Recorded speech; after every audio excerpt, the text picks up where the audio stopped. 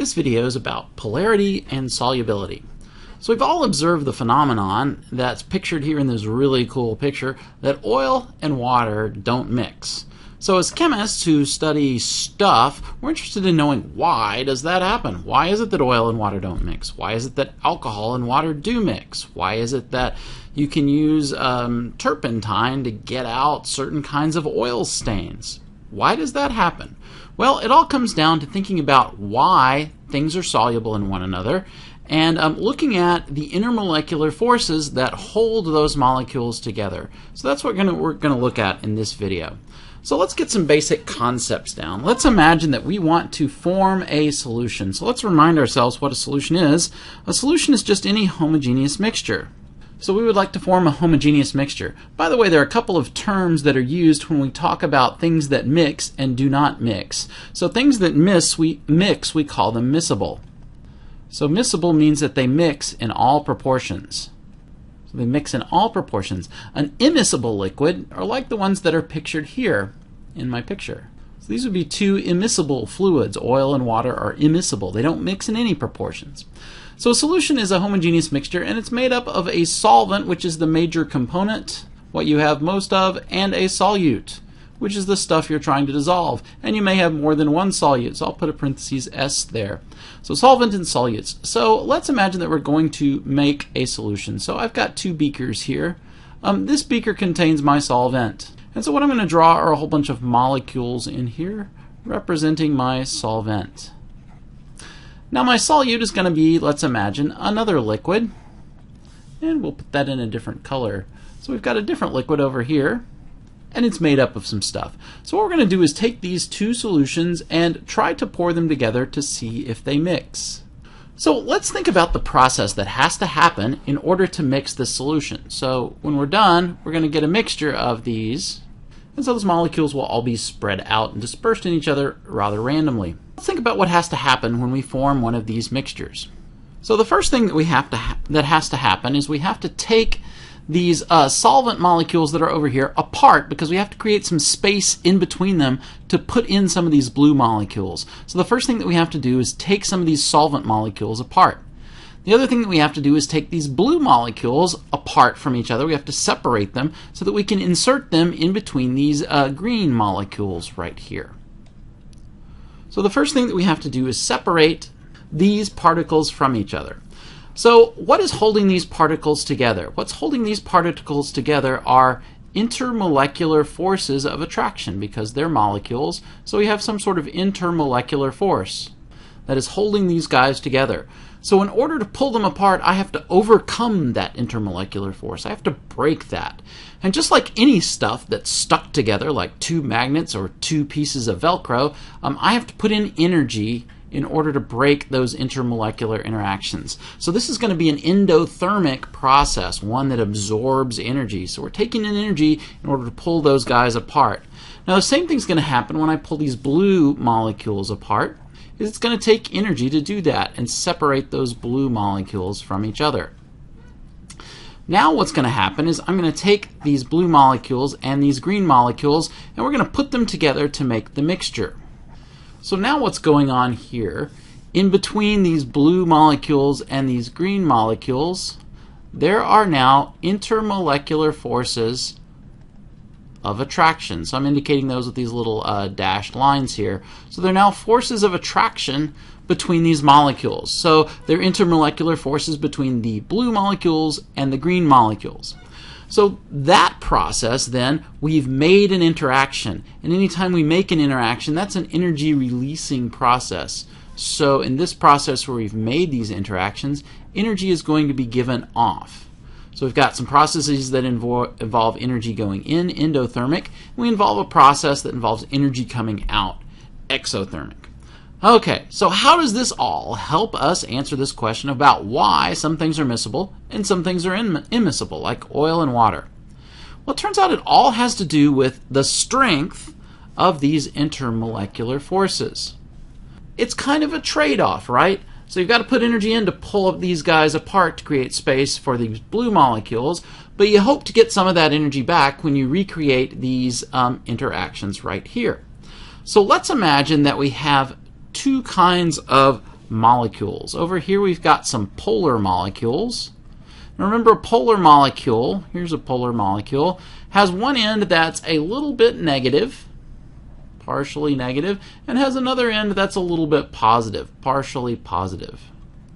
So if we have another polar molecule next to it, like this, then its partially negative end will be attracted to the partially positive end on a neighboring molecule. And we've learned that that's a relatively strong kind of attraction.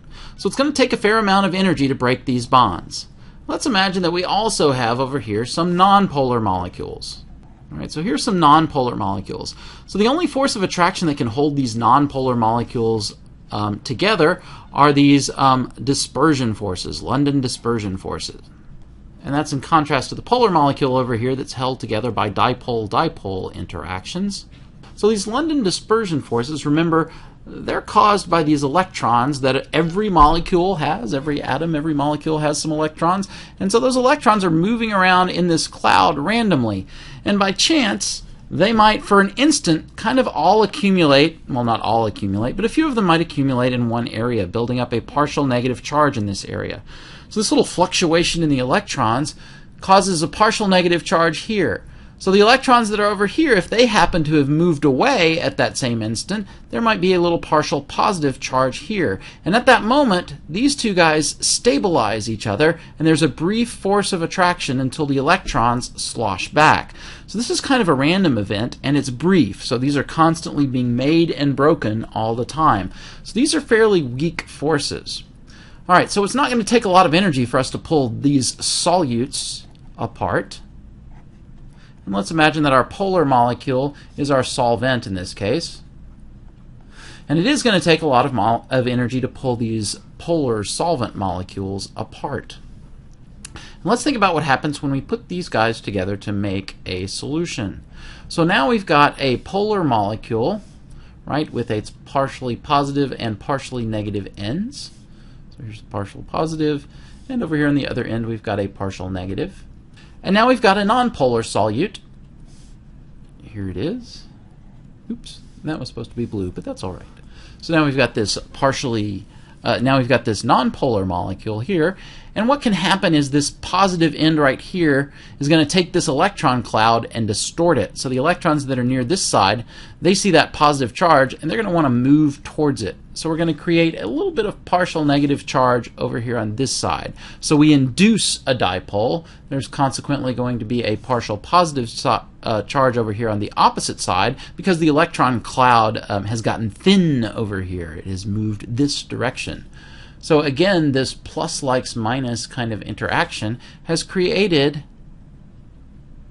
a little intermolecular force. And remember, the name for this force, we call this dipole-induced dipole, because this polar molecule, which has a permanent dipole, has created an instantaneous induced dipole over here in this nonpolar molecule. And this force of attraction is kind of weak, but compared to the nonpolar molecules over here, they're getting a stronger intermolecular interaction out of this deal of mixing. So it's actually favorable to them. But these dipole-dipole, these polar molecules over here, are having to give up these really strong interactions to bond with this nonpolar molecule. And you know what? They don't want to do that. So preferentially what's going to happen is these polar molecules are going to just prefer to bond to other polar molecules that are nearby. So I will draw a whole bunch of them here. And so they're going to tend to stick to each other like that pretty well. So that's a much stronger interaction. So it's hard for these nonpolar molecules to sort of horn their way in on that business. So these molecules are going to phase separate. So we're going to end up with our nonpolar molecules over here. They would like to get in here, but unfortunately these guys are stingy and only like hanging out with themselves. That's because their intermolecular forces are so strong that they can get a lot of energy out by bonding with themselves rather than trying to bond, form these intermolecular interactions. It's not a bond, right? It's an intermolecular force. By trying to form these intermolecular interactions with these nonpolar molecules. So they're going to stay together. So this gives us a common rule that we have in chemistry, which says like dissolves like. So this is a rule of thumb that we chemists like to use to talk about solubility. And what it really means is that polar molecules will dissolve other polar substances. Nonpolar substances will tend to dissolve other nonpolar substances.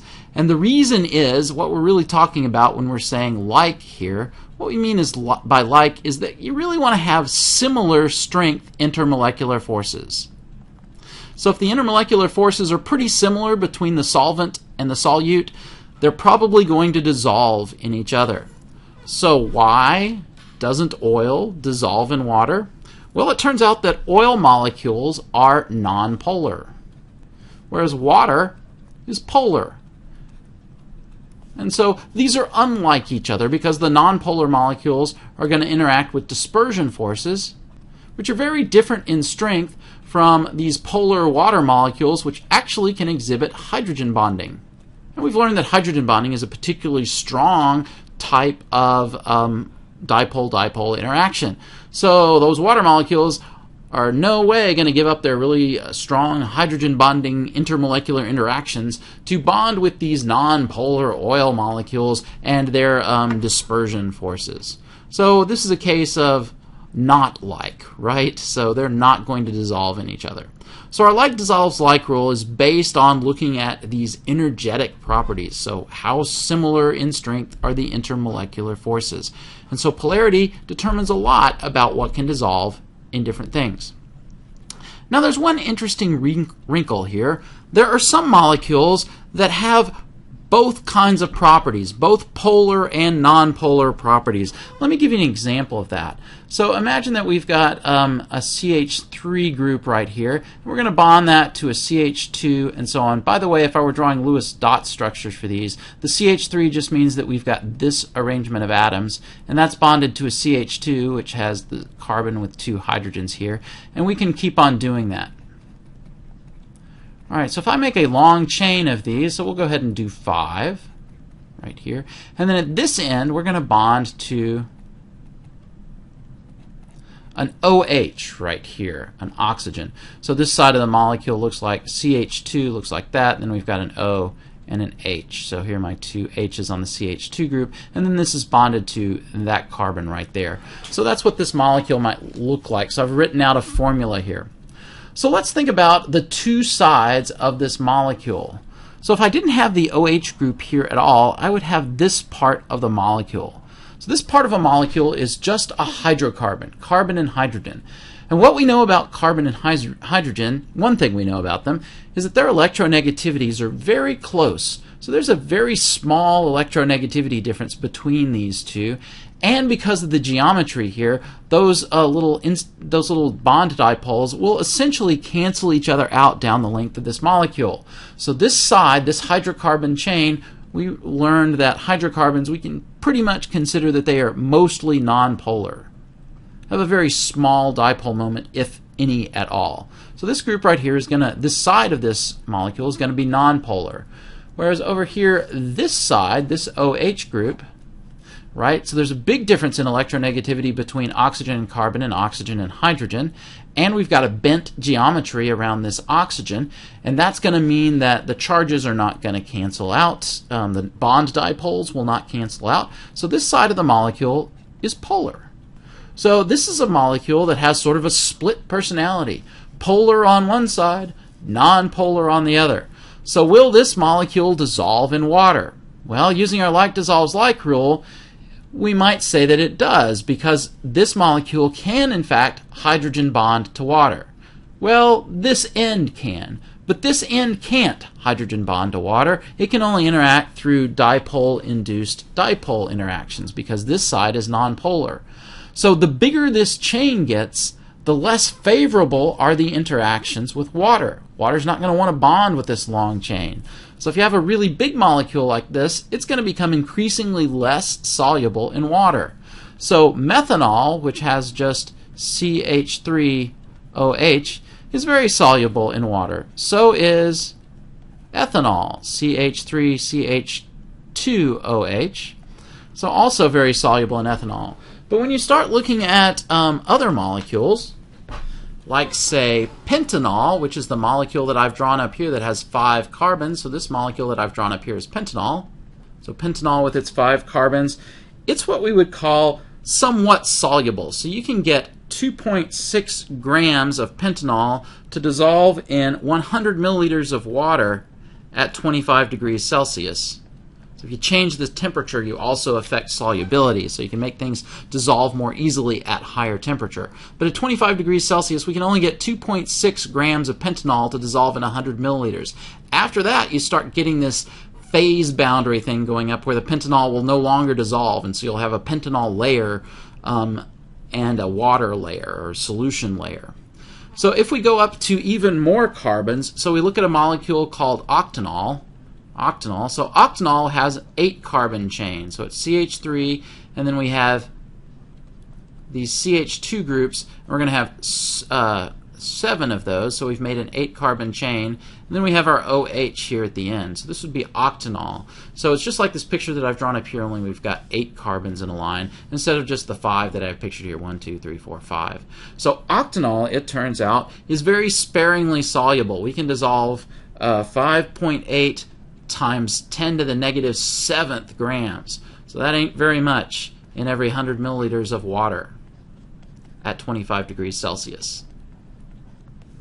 So very sparingly soluble. So as we grow this chain, this molecule looks more and more like a nonpolar substance.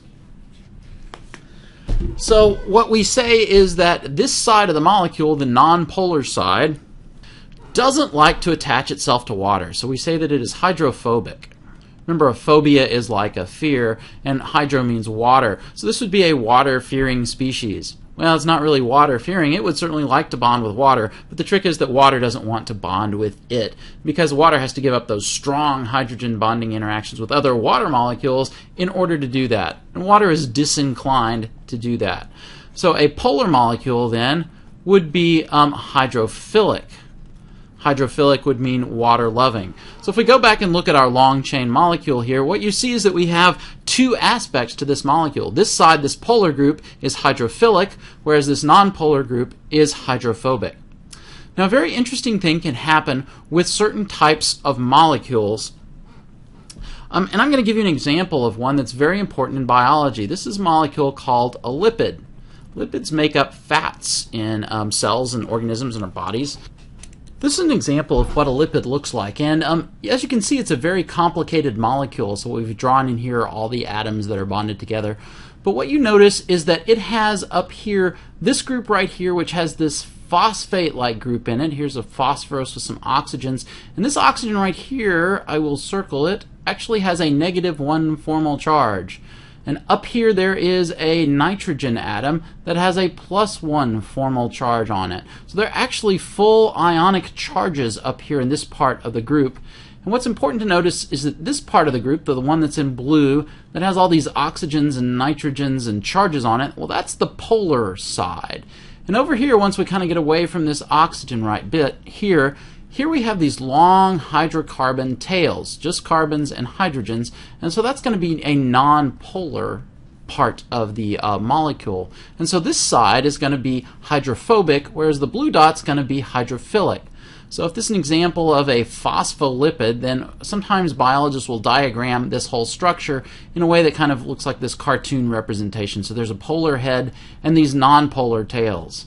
So if we think about solubility, what happens? Well, like dissolves like, so these bluish polar head groups are going to want to kind of get together, because like dissolves like. They can have strong dipole-dipole, or actually make salt connections like ionic bonds between them. They can bond really well with water molecules, so they're going to get together. And they can get together in a couple of different structures, and here's one of them that's pictured down here at the bottom. So, and then these nonpolar tails, which I will draw in yellow, are hanging down, and the nonpolar tails are going to be soluble in each other, like dissolves like, and so these nonpolar tails are going to kind of congregate together. So this is what we call a lamellar phase. Lamellar means stacked up. And so these guys are going to get together. And let's imagine what's out here. What's out here is water on either side. And so the hydrophilic, water-loving polar head group will point to the water, whereas these long non-polar tails are going to point towards each other. to make this layered structure. So again, we call this a lamellar phase. That's the chemistry term. You guys in biology might know this as a lipid bilayer. It's called a bilayer because there are two layers. And if we keep on extending this in all directions, then we can make these big, long, flat surfaces, and we can wrap those around, and that's the basis of cell membranes, which are crucial to living organisms and cells. You really need to compartmentalize all the stuff that's going on. And so having different compartments and also being able to separate cell from non-cell, the outside of the cell, is really important in biology. And in fact, the fact that there is a polar group out here, non-polar out here, makes it difficult for certain kinds of molecules to get through here. Because if you're a non-polar substance, you've got to get through all this polar stuff, and that's kind of unlikely. And if you're a polar molecule, then you're going to tend not to want to dissolve in this non-polar hydrophobic stuff down here. So that's all a good application of our like dissolves like rule. Another great example of molecules that are kind of like this, that have this double behavior, are soaps and detergents. So soaps also have this kind of property where we've got a polar end, detergents, they're actually charged again, and then you've got sort of a non-polar tail down here, often hydrocarbons. So let's imagine that you're trying to wash some clothes, and on that clothing you have some dirt. So here is my symbol for dirt. And oftentimes what dirt is made of, it's grease, it's oil, it's that kind of stuff. So dirt is often non-polar in nature. So since it's non-polar, it's very difficult to wash in just plain old H2O, because H2O is not a very good solvent for this non-polar stuff, because the H2O doesn't want to give up its strong hydrogen bonding interactions to interact with the dirt. So what do? You throw in some soap or some detergent. And what can happen is that these long non-polar tails, well, they rather like to dissolve in the dirt. And so they do that.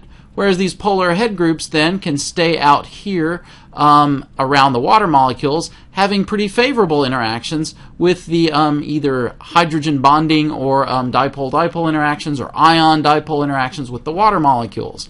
And so these soap molecules then are able to lift the dirt out, and we end up creating these little spheres like this, where a whole bunch of soap molecules have ganged up on some dirt molecules and solvated them and created this little bubble. So inside this bubble we've got a non-polar region where the dirt, oil, grease stuff will be fairly soluble, and out here on the outside all these polar groups, or charged groups if they've actually got full ionic charges on them, are very happy to bond with the water.